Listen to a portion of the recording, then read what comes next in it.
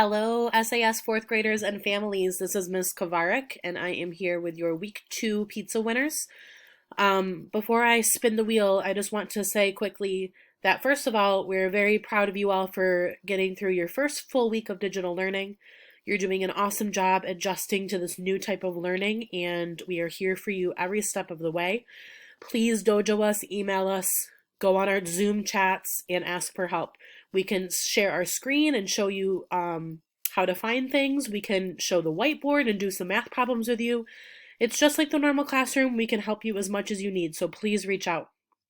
Second of all, I do want to mention that there are some assignments we've received that are not 100% effort like we expect.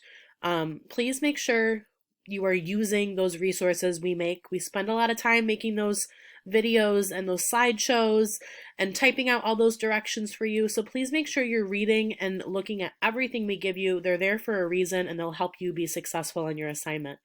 Unfortunately, if you're not putting effort in and if you're just guessing or quickly just breezing through the assignments, we're not going to be counting it and we're going to ask you to resubmit it. So please take your time, do it right the first time so that we don't have to do that.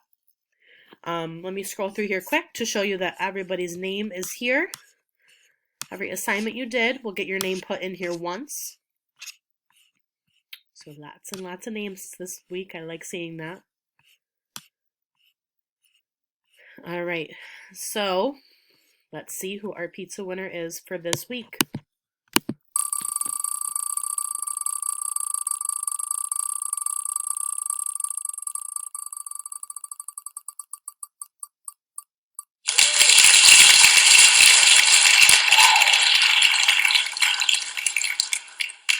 Congratulations, Quajor.